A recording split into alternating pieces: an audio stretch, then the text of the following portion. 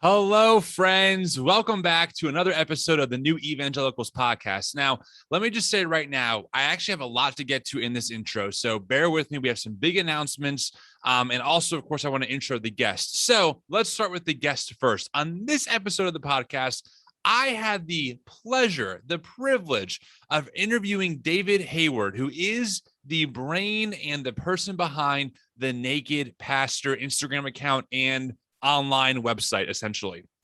Now, David, I first met him through social media because he makes these amazing drawings about the church and Jesus and looking for, just a more inclusive Christianity. I love his stuff. It's so well done. Turns out he's also an author who wrote a book called Until Doubt Do Us Part. It's about what happens when you're deconstructing and your spouse is not. And I'm glad I got him on the show because I get this all the time. A lot of people on the Instagram account of the New Evangelicals and on Facebook are always asking, what do we do if our spouse isn't deconstructing, but I am, or what do we do when political views are really different? And I brought David on to talk about that. So on this episode, we kind of dive into a lot of that. We dive into his book and just, I asked him because he's been married for, I think he said like 30 or 35 years. What makes a marriage successful for you guys? And he just offered so much wisdom. So I really hope that you enjoy this episode. Now, that being said, I have one very cool announcement. We have our first ever sponsor for a podcast, which is so exciting, so cool. So as many of you know, my friend, I think he's my friend.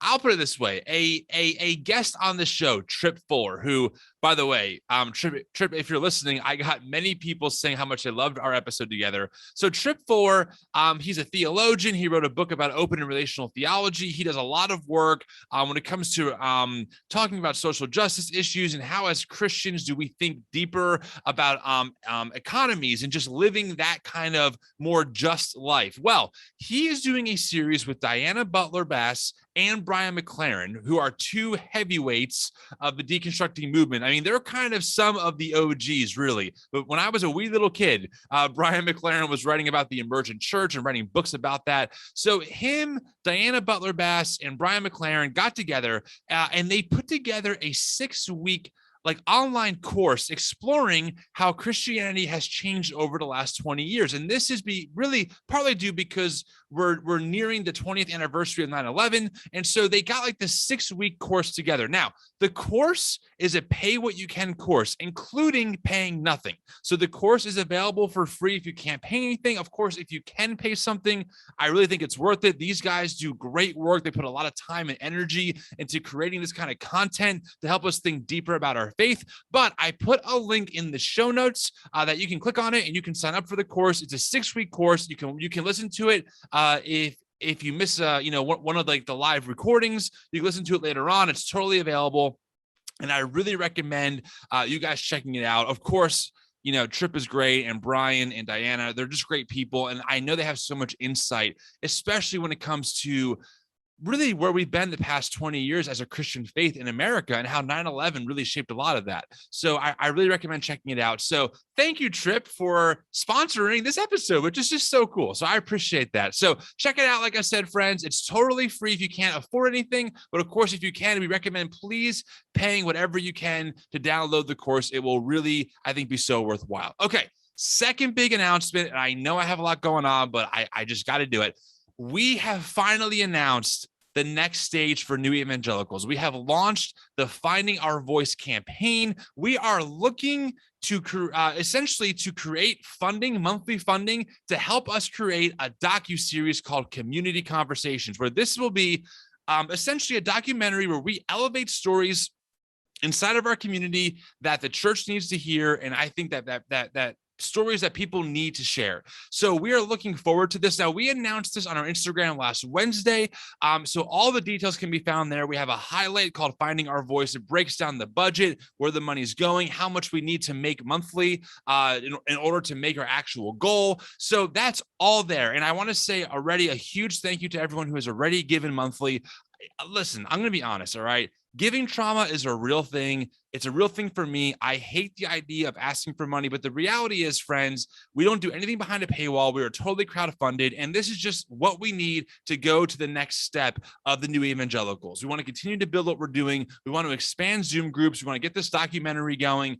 We're going to go and become a registered nonprofit, and that just takes money and a monthly budget to make it happen. So thank you in advance to everyone who has given. And if you're interested in helping us out, please check out the highlight, or if you want to check out the actual campaign, I have a link in the show notes. You can tap on that and check out what we're doing. Any questions, you can always email us, thenewevangelicals@gmail.com. Okay, this is probably the show's longest intro, but I'm all done now. So here is my interview with David Hayward. I hope you enjoy it. David, I truly appreciate you making time, especially on such short notice, to come on the podcast and talk. So thanks a lot. I appreciate it. I'm glad to be here. Thanks for having me on. Yeah, for sure. Before we get into our main topic, I kind of mentioned this before we started recording, but really, what goes into the brain that makes such amazing, drawings? I mean, what is your thought process? Because I see them every time, and every time I'm like, just when I think they couldn't get any more creative or any more, poignant, you just knock it out of the park. So what goes into it? Wow, man. Thanks. That's a huge compliment. I appreciate that. Definitely. I don't know. I think I just think in terms of pictures, like this house we're living in. It was an old rundown bungalow cottage on the river, and I saw promise. And when I walked in, I could actually see it, like open concept. I could see the rooms, I could see the colors, I could see everything. And my wife couldn't. She struggled, and I drew it out, and we went ahead and did it, and we're living in it now to this day. It's beautiful. We love it. But so I think that's just the way it is with me, is I picture ideas, and some of my cartoons are pretty good and others aren't so good, and some are great, but it's just me trying to paint a picture instead of write 1,000 words, although I do like writing too. Well, I'm sure, like me, you have moments where you really try and work on a post or something to share, and you're like, okay, this is going to kill it, and like it just tanks. Then you have something, you're like, yeah, I just threw it together, it just takes off, and you're thinking, how? I know. If I could learn that secret, man, I'd be rich. I know. Yeah, you and me both. So, why don't you? I've watched your account from afar. I don't really know much about you though as the person. I mean, your account is The Naked Pastor. I'm assuming at one point you were a pastor. What is that story? What's that journey that got you from point A to now doing this stuff? Okay, long story short, I grew up in a Christian home. We moved around different denominations. We moved a lot. My dad was a cop, and he got transferred a lot around the province. I live in Canada. And, we just went to whatever church was convenient. We weren't devoted to any one denomination, although I was baptized Anglican, which in the States is Episcopal. Okay. And I just, went up through the ranks, got born again in a Baptist church, switched to Pentecostal, went to Pentecostal Bible College in the States. That's where I met my wife, Lisa. Then we went to Gordon Conwell Theological Seminary. I got my master's in New Testament studies. And then I went to McGill University and got my equivalent to an MDiv, got ordained in the Presbyterian Church in Canada, served the Presbyterian Church for many years, and then quit there and switched to Vineyard, which is... Oh, wow. Which is quite the opposite end of the spectrum. Yeah, it really is. And then, I served the church for many years. I say roughly around 30 years. I served the church as a pastor. I left the ministry in 2010. I started my blog, Naked Pastor, in 2005. But I left the ministry in 2010 and decided to see if I could make Naked Pastor go as a full-time gig, and it has worked so far. So that's my story in a nutshell. Basically, Naked Pastor means I was a blogger, and I just wanted people to see the real life of a real pastor, to see behind the curtain, see what really goes on in the life and mind and heart and the church of a real pastor, not the sermons I'm preaching and the church growth and then the money and the music and all this. I wanted them to see the struggles and my personal struggles and doubts and fears and conflicts and money problems and all this kind of stuff, marriage problems, everything. I wanted them to see. So that's what naked means. It's just me being open and honest about my life as a pastor. And when I left the ministry, I decided to keep the name because, well, it'd become a brand by then. Sure. And now a lot of people think I'm kind of doing pastoral work online. So I decided to keep it. Yeah. Was your, a lot of your drawings online are very, LGBTQ plus affirming, et cetera. Yep. Did your theology change over time to kind of get to where you are now? Or were you always kind of behind the scenes, even when you couldn't be publicly, personally, always kind of that way? No, I never felt like I was an imposter. I always found, and that's why I say, when I grew up in different denominations, like, we went to the most convenient church. So actually that was in my blood to go to the church I liked the most. Yeah. And where I felt I could be most authentically me and grow. And so I went to the Presbyterian church and I grew a lot theologically there. And then I wanted to go back to something more experiential. And so I ended up in the Vineyard and I grew a lot there too. And so, that's what, my theology evolved over time. My deconstruction was kind of like a slow glacial melt. It's kind of like climate change, just slow but perceptible. And there were episodes, of course, of crisis and trauma. But no, it took me decades actually to go through that. So it was very slow evolution. Yeah. Okay, interesting. And then you eventually left. You left church culture, left the ministry, and you're doing Naked Pastor full time. Yeah. Wow. Yeah, I left the ministry in 2010. I didn't intend to leave the church, but things kind of happened in such a way that I live in kind of a small city, and there weren't many options. And plus, I had a reputation, and as a pastor and so on. Yeah. And there's a church about an hour away that we can visit, and we're very comfortable there, and we're friends with people there and the pastor and so on. And but we just can't get there that often, especially now during COVID. But my wife's a nurse on shift work, and this and that. But that's a church I'm comfortable going to and visiting and hanging out with. Yeah. But so yeah, as a full-time dotted line member, I'm not there. But in terms of feeling free to visit a church, I'm okay. Gotcha. Yeah. So you wrote this book, Till Doubt Do Us Part, When Changing Beliefs Change Your Marriage. Yeah. And the reason I even reached out to you is because I saw that you wrote this, and in my community of people, a lot of people message me consistently, daily, hey, my spouse is not deconstructing, I am. Right. And that usually tends, and this is a broad stroke here, but it tends to be, I'm becoming a little more progressive in my politics and in my theology. My wife or husband is not, et cetera. It's creating friction. And, you look like someone who's a little bit wiser than I am. You're a little bit ahead of me in the journey of life. And frankly, we need people like you who have that wisdom to kind of pass on to people. It's a very biblical concept to use the term, right? The idea of generational wisdom.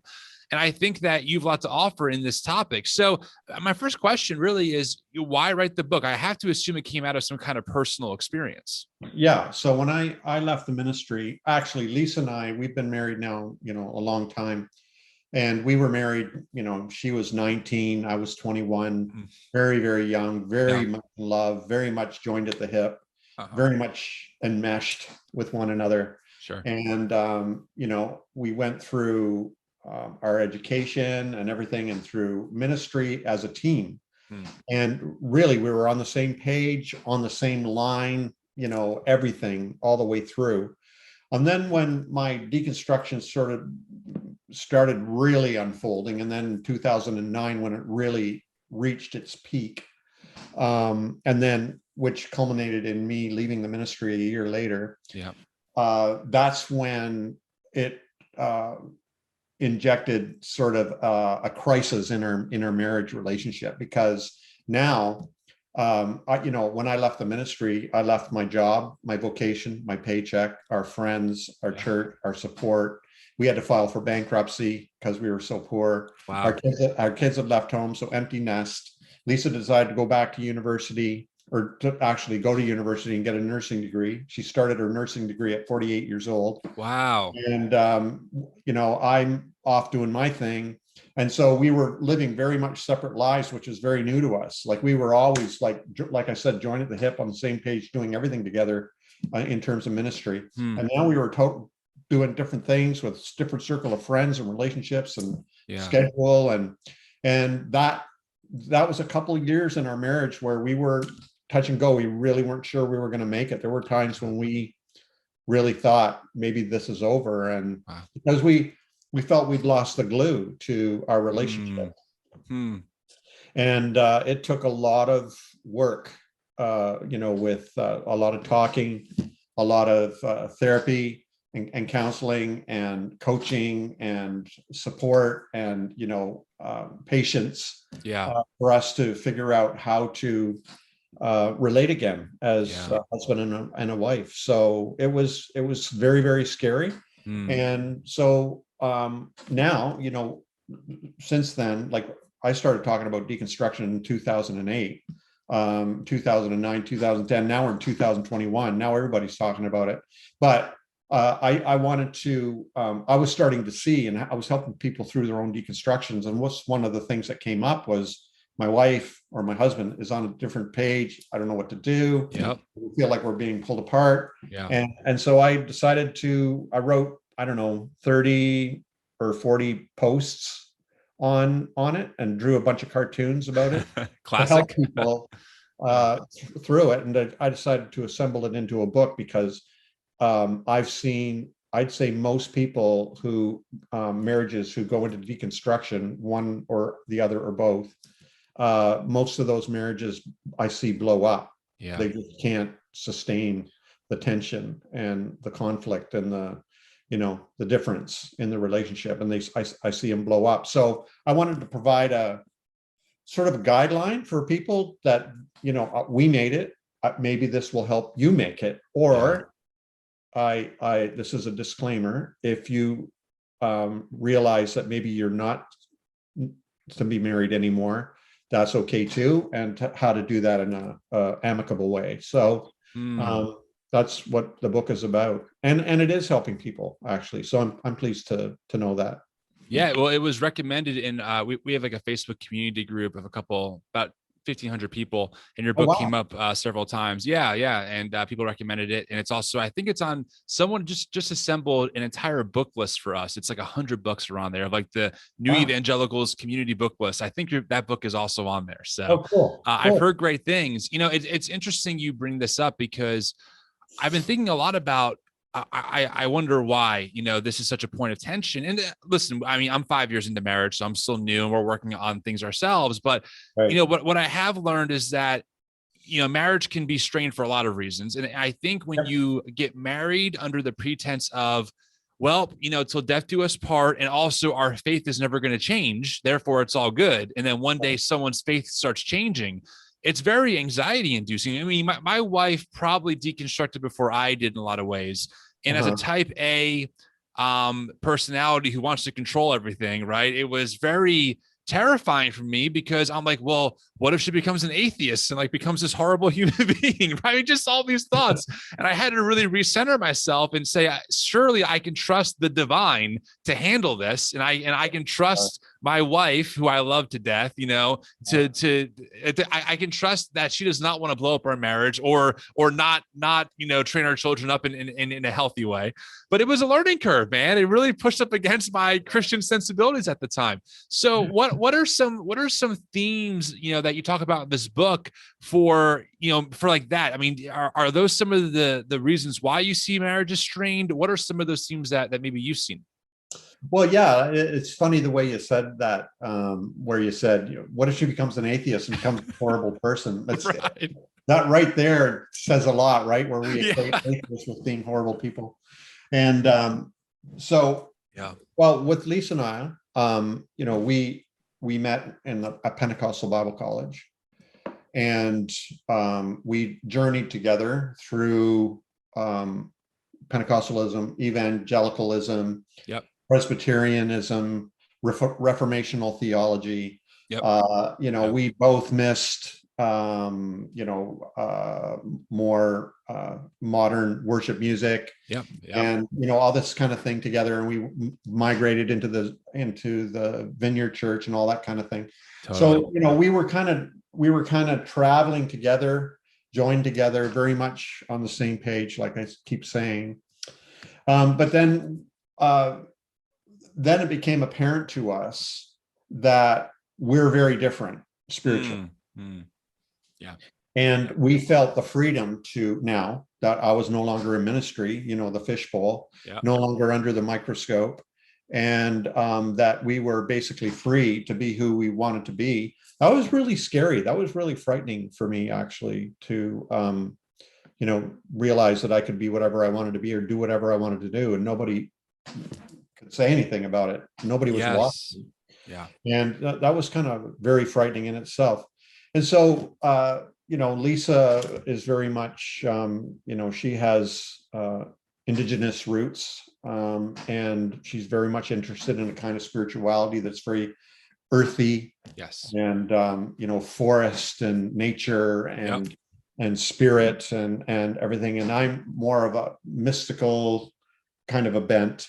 Yeah. And philosophical, so on. And we were just kind of drifting apart. We had to figure out, we had to actually sit down and negotiate. How are we going to do this? Like, what the heck is going on? And we had to figure out, okay, what did we fall in love with? I certainly did not fall in love with her because of her beliefs. Right.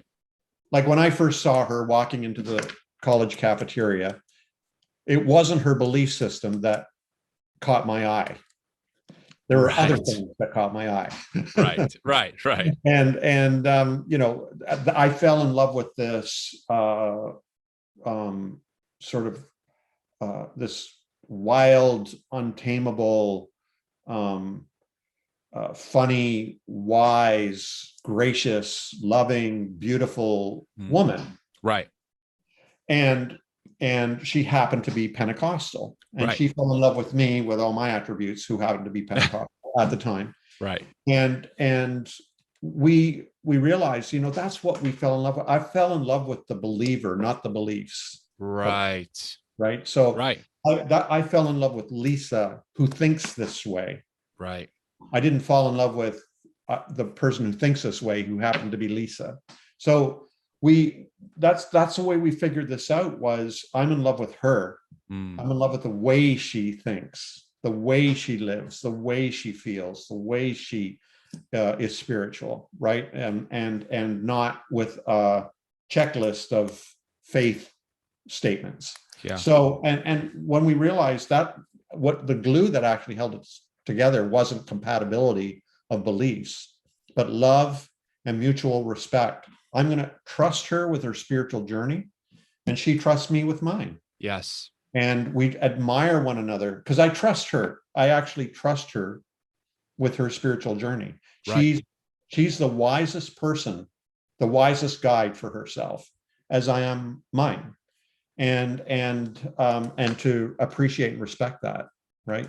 I know it gets difficult for some people. And this book is even being used in terms of relationships with families and so on, because our families can have different beliefs and so on.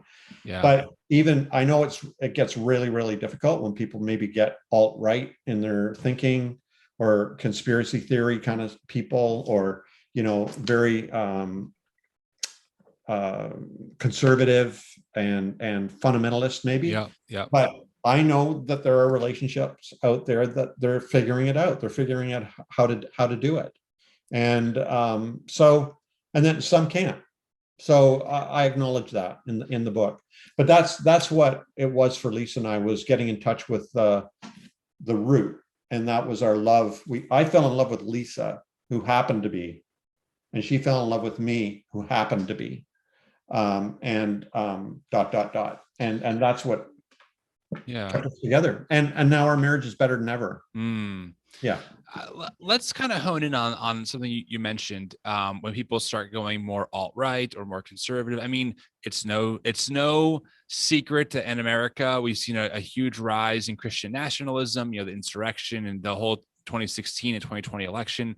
And certainly, and I came out of the Evangelical Church as of 3 months ago. Oh, wow. So yeah, you and I have in some ways a lot of the same elements, but I'm no longer there. Fresh, man. What's up? You're fresh out. Yeah, and I was asked to step out because of this platform.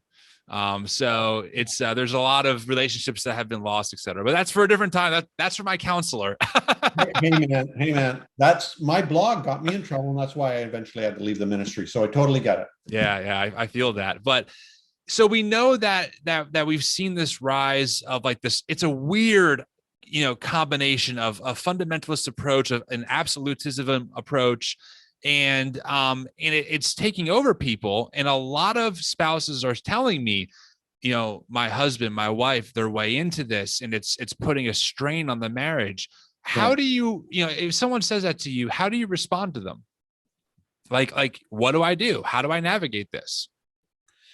So, and here's the thing about relationships. Yeah. It takes both parties. Right. So even my book, Till Doubt Do Us Part. Whoops. Till Doubt Do Us Part. There it There's is. the cover. If only one couple is interested in making the marriage work, then you're in trouble. It takes both people. Yeah. It's like relationships are like a crucible where you enter, and when one changes, the other has to change. You have to, like when Lisa changes, I have to adapt. Yeah. Or compromise, or understand, or move along with, or disagree, or renegotiate. So, right. And so with me, if I change, Lisa is required to negotiate, or try to understand, or come to an agreement, or make some kind of change or adjustment or compromise. It's the person who refuses to change that actually, and refuses to grow. They're the ones that are actually destroying the marriage. I compare it, the analogy I use is an elastic band. So my wife and I were joined by an elastic band, and we stretch and we move and we're bouncing back and forth and all this. Yeah. But if I stayed in one spot and Lisa's wanting to grow, and she keeps stretching out, she's wanting to grow and progress and move and change and transform, and I refuse, I stay right where I am. Right. Eventually she's growing so much that she actually breaks the band. Actually, she didn't break the band. I did. Right. Refusing to move along with her in some way. Right. And that's what often happens in relationships like this, where one or the other couple, they're wanting to grow, they're wanting to move, they want you to come along with them, but you refuse. And that inevitably is going to break the relationship. And it's the person who refuses to change and grow that actually breaks it, not the person. It's often the person, especially women. It's often the person who is doing the changing, and the marriage breaks up, who's blamed for breaking up. That's right. Especially women. Yep. If a man changes and everything, and the wife is called a stick in the mud, whereas a wife changes and everything, she's called a Jezebel or whatever, and breaks the marriage. But it's always the person who refuses to change, and that wrecks the marriage. Do you think, I mean, the politics of our day are just so, they're just so entrenched, kind of like how religious identity is formed. Political identity is like another formation of who I am and what I stand for. And when my spouse isn't for that, or is drifting away from that, it creates major tension, obviously. And I know it's very situational, but like, are there some general principles of how does someone detect, okay, I tend on my account to get a lot of women as well. 70% of my followers are female. And so I get a lot of women who say, you know, my husband is like, he loves Trump, loves Tucker Carlson, and I'm rethinking this stuff. I don't feel like I can talk about it. How does someone like that, right? Like, how do you navigate those waters? Because part of me says, well, you know, the vows that we take say, you know, for better or for worse, not for if you're only a Democrat or a Republican. But I realize, like you said, in real life, how much tension those ideologies can bring into a household or to a spouse, you know, relationship. Right. What are some parameters that maybe you've seen that are like, here's a healthy idea of you guys can coexist and get along great and love each other, and here's not so healthy, you might need therapy or something like that?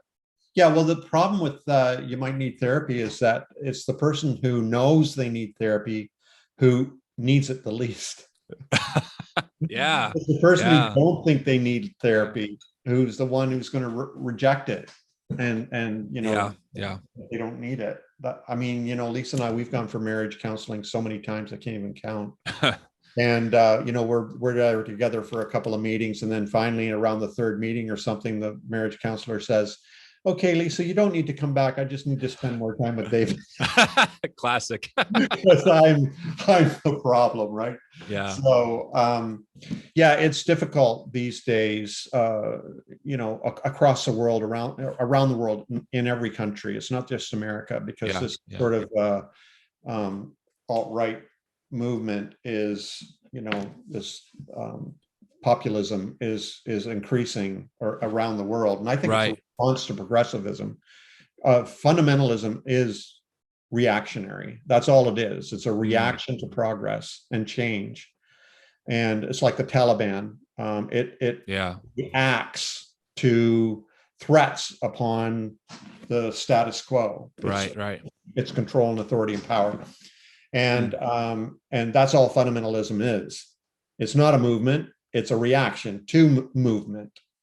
And so we're going to see it more and more around the world. It's going to get crazier as you know, our ideas progress around all kinds of issues, and you know, including sexuality and gender.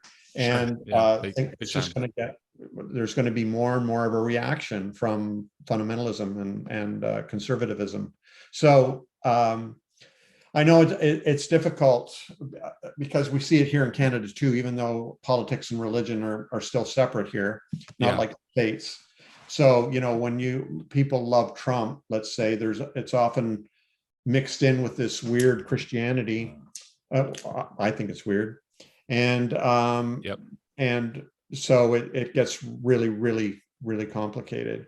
But, you know, I've got people in my life, loved ones in my life, who tend that way, and who are suckers for conspiracy theory stuff. And so I've done research on it. How do you relate to somebody you love who is, you know, you're concerned about them getting further and further into conspiracy theory stuff, and there's good articles out there by psychologists and counselors and cult deprogramming specialists and so on. And their number one thing is, don't try to correct them. Just listen to them and just ask questions, respect them. And just respond with questions. Yeah, but if you believe that, then why this kind of thing? And but you never challenge, you never sort of call them stupid or whatever. You just sort of listen and compassionately just ask questions, because that's usually what breaks that downward spiral, is when they can't answer the question that they should be able to answer. Yeah, that's right. Yeah. No, that's great. It is. People a lot of times, especially let's assume for a second that our audience has all grown up in Christian, you know, in evangelicalism. You know, we're taught that marriage is sacred, marriage is for life, marriage is a big deal. And a lot of those things, I think, for me, are still very true. Marriage is sacred, marriage is a big deal. It's a big commitment for people. I understand all that. But obviously, you know, things in your life change, and like you said, people grow and they shift and some don't. I'm trying to think of a good way to ask this, but like, how are there warning signs that maybe you talk about in the book of like, hey, you should be maybe concerned that the person you're married to is not healthy, and is doing damage? Like, I feel like you have this idea, this beautiful picture of unconditional love, right? We show each other unconditional love, and that could be used by abusers to gaslight people, right? Into like unconditional love. And I think a lot of us don't want to give up on people. We want to see that through. We want to see unconditional love through. We want to be like Jesus, right? So how do we navigate that very fine line between empathy, mercy, love, and grace, and love for our spouse versus I have to stand up for myself. This is unhealthy. Something needs to change. Well, in my opinion, you never back down from health. Never. You never back down from your own personal safety and your own personal health and well-being. It's like the proverbial oxygen mask dropping from the ceiling of the airplane. You need to take care of yourself first. And that's got to be job one, always. Priority number one is to take care of yourself. Now, already there's many Christians who are like, I don't know about that. Right. That sounds selfish to me. And we need to take care of others first and put our own needs aside for the needs of others. Exactly. But no, I really do believe the healthiest people are those who take care of themselves, and then they have the wherewithal to help others. And we see this over and over again, where mostly wives are sacrificing their well-being, their health, their identity, their happiness, everything, their safety even, to maintain a marriage only because they were told they should. Right. And so that's one of the things I really challenge about marriage. Things have changed. I have adult children. Lisa and I have 3 adult children. Their ideas about marriage are totally different than Lisa's and mine. Lisa and I got married in 1980. So we've been married 41 years. Wow. And we're madly in love still. But when we got married, we never did the thing until we got married. Yep. And we had this traditional view about marriage, and we had these ideas about sex that, when you have sex with somebody, you give them your soul and you'll never get it back. And, all this. That's how I was raised. And my wife and I both waited until our wedding night. Same thing. Yeah. I mean, totally get it. And I don't regret that. I have no remorse about that. But our kids have very different views about marriage. Very, very different views about marriage. Now it's like you stand one of your kids on the side of the road and said, I dare you to cross this road. You've got a 50-50 chance of making it. Right. That's what marriage is to our kids. Because really it's 50-50 chance it's going to make it. Right. And meaning that the marriage will stay together. Right. I bet 50% of the marriages that do stay together shouldn't, or wish they didn't, so I think the rate of happy marriages in this world is pretty low. Yeah. So what do you think about that? I mean, I to be honest, I thought about this as well. I really try and be as much in the tension as possible about all kinds of things. And marriage in particular, the idea of 2 adults in a lifelong partnership, we'll say that definition for now. Right. I do find something very beautiful about sticking through tough times, like how you even said you and your wife worked through it and you're more in love than ever. And I think that there's something beautiful about not giving up on something because it gets tough. But also I realize that a lot of marriages that maybe even I've known about or have seen have been at the expense of usually the wife, so the husband can live his life. Do you think there's a way to salvage that concept of of marriage being that way? Or do you think it's just like times have changed and we have to rethink what even marriage looks like? Oh, well, listen, man, you can't hold back the tide. You can't. I mean, things have changed. I had ideas about marriage have changed, and they're going to continue changing. Yeah. I mean, marriage is a social construct. The biblical idea of marriage is very, very vague. I mean, it starts with polyamory. Yep. And having many wives, and then it ends up with Jesus vaguely talking about marriage, attending a wedding, no marriage in heaven. I mean, it's very vague, very confusing. I mean, it used to be grabbed a woman, dragged her into your tent, had sex with her, and then she was your wife. That's right. It's not that way anymore. Yeah. And it's and our whole idea about sex has changed. I mean, sex to us was like some kind of a freaky, scary, sacred kind of moment where you exchange souls, kind of like, I don't know, right, soul breathers or whatever. Some kind of like vampire blood transfusion thing happened in there or something. Like a holy thing, and our kids don't think that way at all. Sex to many kids these days is recreational. It's not even about relationship. Where kissing, I'm being open and honest here, where kissing is way more intimate than having sex. And so it's just, we're living in interesting times now. Lisa and I, we've gone through many stretches where we've had difficulty in our marriage, but the one when I left the ministry, there was a year or two there where it was really, really tough. And I actually had some people say to me, leave her, go, if you're not happy, leave. And I'm like, okay, wait. I'm thinking to myself, probably the worst time to make a wise decision is when I'm confused. So I'm going to wait until there's some clarity. I'm loyal to a fault. Same. That. But I didn't want to make a stupid decision while I was confused. Because I actually pictured myself as some old fart in a one-room apartment, a glass of scotch in one hand, a cigar in the other hand, stirring Kraft dinner on the stove all by himself. Like, seriously, do I want that? Or did I want to wait until I had some clarity and see, did Lisa and I have a chance together? And I'm glad we waited, because the clarity came. We made sense of it, and we're now in a far healthier relationship than we've ever been. But there's some people who, like, I know many people, I hear from people every day who are in horrible relationships. I mean, it is horrible.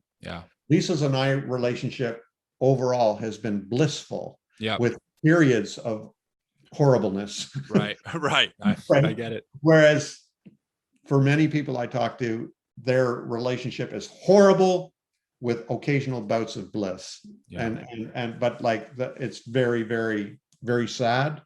And I recommend, I'm going to say it right up front. I recommend, hey, if you can find a way out, do it.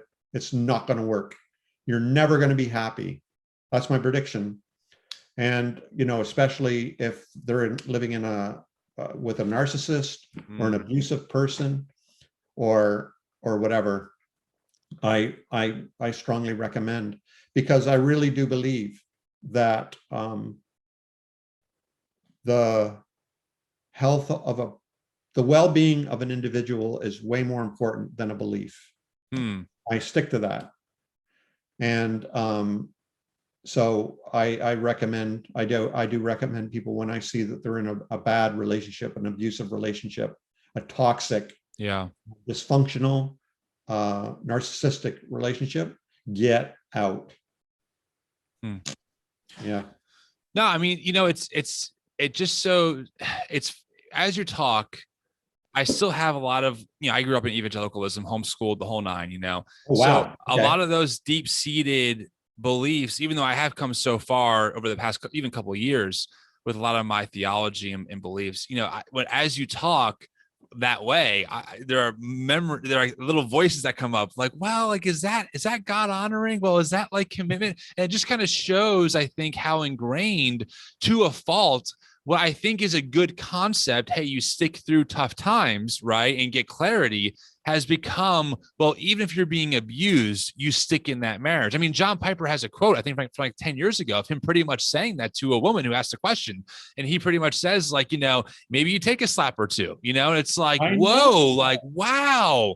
And I think I think it just shows how far off track what is, at least for a time or a season, was a good idea, right, has been really twisted to empower abusive men to maintain dominion and authority over women at their expense, and at the sake of their well-being. And for a lot of people, including me, sometimes I have to really trust that logical part over the what I've been indoctrinated with part, and that can be tough sometimes, frankly. No, I get it. I mean, it's so embedded. It's like computer code. Yeah. And it's just really embedded in our DNA, and it's really hard to shake it. I know, I totally get it. But people talk about, like Jesus said, Moses granted divorce because of hardness of heart. And we immediately assume that the hardness of heart was the person who wanted to get divorced. I think it's the opposite. The hardness of heart came from the person who refused to make this a good marriage. Yeah. And the other person had to go. But in Jesus' day, I don't know if women divorced men. It was always men divorced women. It was like them getting rid of, one of their wives or whatever. Right. And then, he says, God hates divorce. I hate divorce too. It's not nice. It's not pretty. It's not fun. Yeah. But it's something that happens, and we need to, I have friends and loved ones who've gone through divorce. It's very sad. Yeah. I hate it. Yeah. They hate it. Nobody loves it, but it's something that had to happen in order for one and maybe both to live better lives. So I know I totally get we totally get the default system that we've had in our heads. That's right. Still to this day, it crops up. It's like an echo, and it keeps cropping up. But we need to get to that place where we can make a decision. Yeah. Based on what's best here for whatever is going on. And so it's like what Till Doubt Do Us Part. My goal in this book is to help people survive deconstruction and in their marriage. But I do have a disclaimer that sometimes it doesn't work, because a lot of people, and you probably know people like this, a lot of people got married because they had to, or that's the only way they could have sex, or they had a prophetic word that they should, or all kinds of bad reasons why they should have got married. And I think that would, in any court, null and void the marriage contract. I do tell a lot of, whenever followers ask me like, hey, do you and your wife have these moments? And of course, no marriage is perfect, and I would agree, as of right now, our marriage is very blissful. I'm really, frankly, I'm blessed, I guess, to have a great marriage, a great wife. She's phenomenal. But something that has helped us survive is that I tell people that if you can't make room for each other, you're going to have problems. Like what you said earlier in our conversation, you realized that you had to make room for your wife to be able to practice her spirituality in maybe a different way than you, and vice versa. It had to be a two-way street of both parties saying, I maybe I don't understand it, but I affirm it, and vice versa. Right. And it does seem like, I don't know these marriages personally, but it seems like a lot of people are just kind of scared. And I think that's because deconstruction, especially when you first start realizing what's happening, right? Like you start realizing, oh no, this is what it's called. And I tell people, it's like you just jumped off the cliff. You can't see the bottom. You're praying there's a bed of feathers, but you're afraid that maybe there's spikes, and this is the end, theologically for you. And you have this like crisis of theology, I'll say. And because you're already in that fight or flight mode, you're then thinking like the worst case scenario about your marriage too, right? Because everything is just on edge. Your faith life is on edge. That ties into your identity, and that puts you on edge. And then you're thinking about your spouse who isn't getting what you're saying, and that puts you on edge. That deconstruction mode puts everyone just straight on edge. I think that can contribute a lot to that scariness of it. So this is the core of deconstruction, in my opinion. Yeah.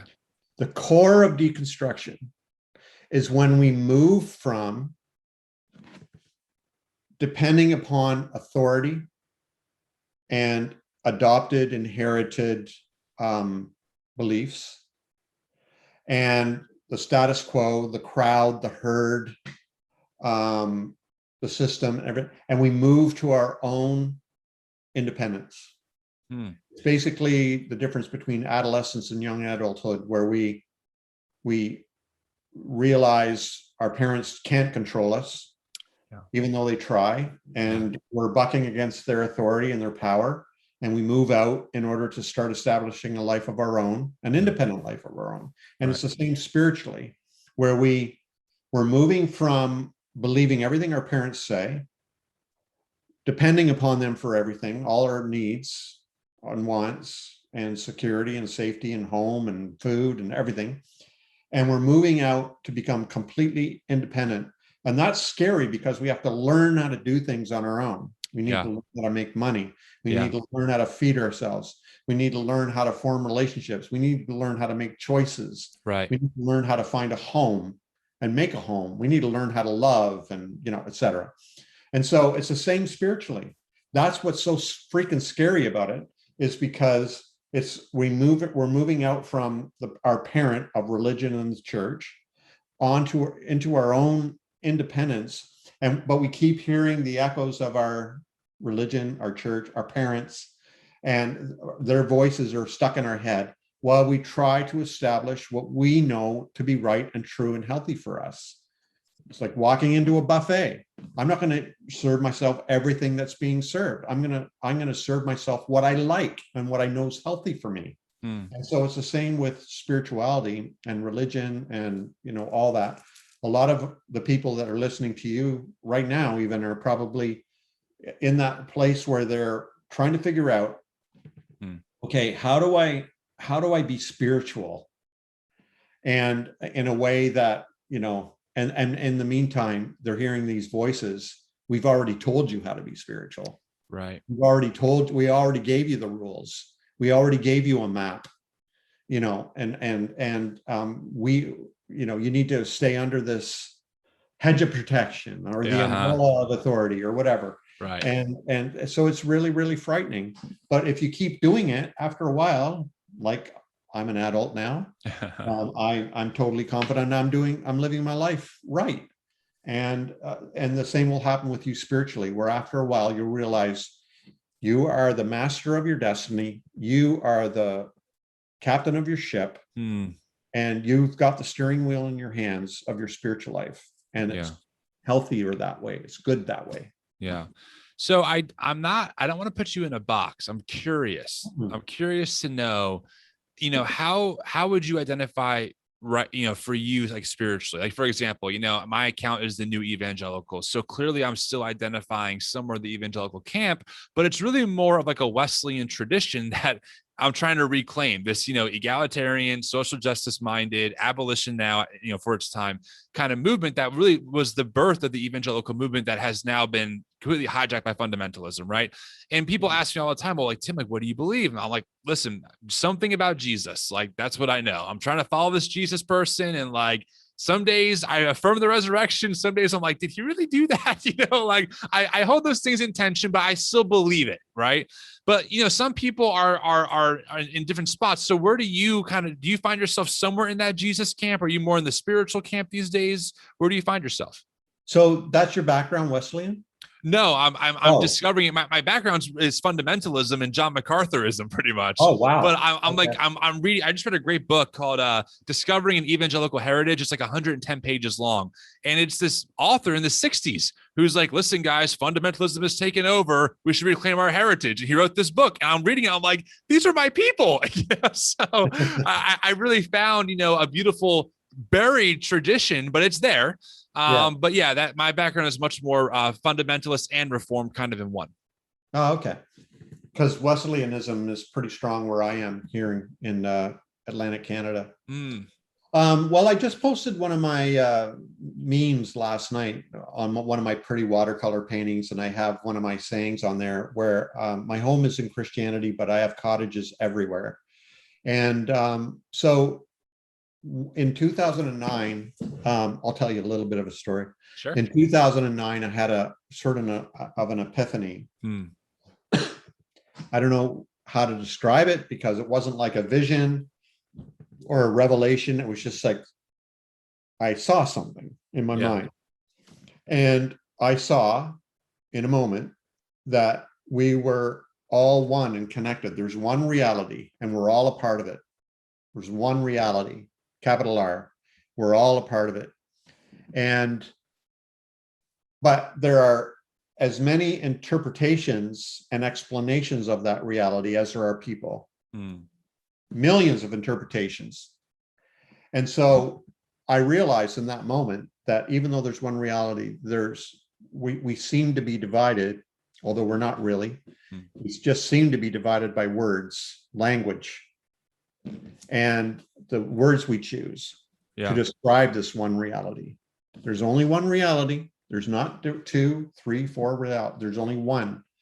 But you have your way of explaining it. I have my way of explaining it. The Bible writers have their way of explaining it. We're all attempting to describe this profound thing we call reality, or the profound mystery we call reality. Yeah. And so that's where I'm at now, where and when I'm serious when I say my home is in Christianity, it is. It's in my roots. It's in my DNA. I'm not going to reject it. I'm not going to try to throw it out. I'm not going to dismiss it. It's there. It's part of who I am. But it's in my roots that has grown my tree way out beyond and includes everything, so that I have respect for Buddhism and Hinduism and atheism and science and physicists and mysticism, and all that are all an attempt with their own words to explain this one reality we all partake in. So that's where I am. So I'm very comfortable talking with Christians. I'm very comfortable talking with atheists or scientists or Buddhists or whatever, because we might not be sharing exactly the same words, but we're sharing the same attempt to describe this one reality that we're all taking part in. So that's where I am. And it might sound vague to some people, but it's not. This is a fundamental dogmatic statement I'm making, that there is one reality that we all share, and we're all just doing our best to try to explain it. And so to me, that's what the Bible's about. It's like 66 books or letters of people pointing at something. It's not the truth. They're pointing at the truth. In their own way, in their own language, in their own culture, in their own words. And that's what I think. That's why I'm at where I'm at. Why I think there's such a diversity to the people who are in my community online. And also why I upset people is because I'm not specific enough with my words. Yeah, I feel that. I think that's really good. It's for me, as you talk, I'm like, and I see a lot of that even in like you said, in the Bible, like I was talking to Trip Fuller. I'm not sure if you know who he is. He's a great theologian. I had him on a couple episodes ago. That guy, we talked for almost 2 hours. I was like, dude, my wife's taking dinner. I got to go, but I want to keep going with you. But he makes the point that, the 4 gospel accounts don't line up like factually, like Luke's gospel ends with Jesus saying one thing, and in a different gospel, Jesus says something different. And his point is like, maybe it's not about the camcorder footage of the story being factually all lined up, but it's about the experience that each of these authors had with this Jesus, and how they had to tell the story some way, somehow, this perspective of how he changed everything. I was like, that really reconciles, even for me, questions that I've had in the past, of like, I've been taught to read the Bible a certain way, but the more I try and read it that way, the more it doesn't fit. And so some people, and I've been tempted just to say, well, it's all a bunch of rubbish. But instead of that, putting it in its cultural context and understanding that these authors have a story to tell, what is the story, I think is a much more beautiful way, maybe even a more reconcilable way of viewing these stories that actually speak to a greater reality, like you pointed out. Yeah, well, if you read literature from that period and region, there's a lot of similarities, like in Egypt and Rome, Greece, the Middle East. There's a lot of similarities in the way they conveyed and communicated Right. Meaning. So, today, you go into a bookstore, you've got fiction, nonfiction. Whereas in those days, there wasn't such a dichotomy. And so that, the idea that somehow the gospel writers were journalists, Right, it's just a false and inappropriate way to appreciate. There was no such thing back then. right. It didn't exist. They were conveying meaning. Yes. In a way that was congruent with the way meaning was conveyed in their culture and time. And Yes. So, there's other literature out there that's not Christian that talks about, virgin births and feeding multitudes, miraculously, and walking on water and healing the sick. Right. And being resurrected and being executed and going into heaven. And like it's pervasive in the literature of that time and place. And because that's the way they conveyed truth about their heroes. Yeah. And so, we need to take that kind of stuff into account when if we love the Bible, we should try to know the Bible as it is, and love it as it is, rather than what we wish it to be. No, I love that. Tim Mackey from the Bible Project says often that this is not camcorder footage. Someone wasn't down there with the video camera, and they're not telling you the camcorder footage of story of events. Oftentimes they're not doing that, and that's okay, because there's a different meaning that they're trying to communicate. It's the idea of, for us to put a modern Western, Enlightenment lens on the Bible is going to be very problematic, because the authors in the Bible are not concerned at all about any of those categories. They just do not care, because it didn't exist then. And the more I learn that, the more I'm like, wow, I love the Bible more than ever, actually, because of that, because I'm freed from trying to squeeze it into my context. I can enter someone else's context and how, the divine impacted what, this story is big, it's beautiful. So my last question for you, and I, again, appreciate making time and coming on, and it was just such a great dialogue. Do you have any wisdom as someone who is in a different all right, the end. I feel like, and I know for a fact that yes, a lot of people who are older than me are deconstructing. I know that, but it's very concentrated. I feel like in this, 23 to 38-year-old range. It's like a big bullseye right now. And frankly, our culture in the West doesn't allow for a healthy elder, relationship of, I have wisdom and we pass it down. So whenever I have someone who's just in a different spot than I am, I want to soak it up. Do you have any insight or wisdom, for us who are trying to deconstruct our fundamentalism or evangelicalism for the first time? We're freaking out. We don't know what we're doing. What do you have for us? Anything? Well, one of my joys in life is my Instagram account. So Naked Pastor on Instagram, go there. Follow me, and we'll have fun. I do a lot of work there to keep the community clear of bullies and trolls and hate and everything. But and we talk all about deconstruction there. And you're right. It's a lot of younger adults, and the majority are women. Yep. And I think that's because, I'll be honest with you, women are starting to rise up. They're like, I'm done with this. That's right.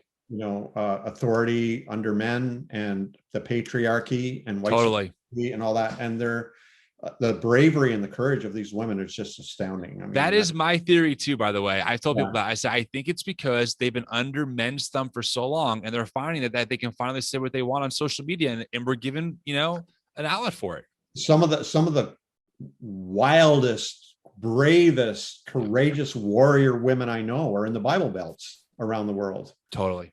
And I just admire them so much, and they're such an inspiration.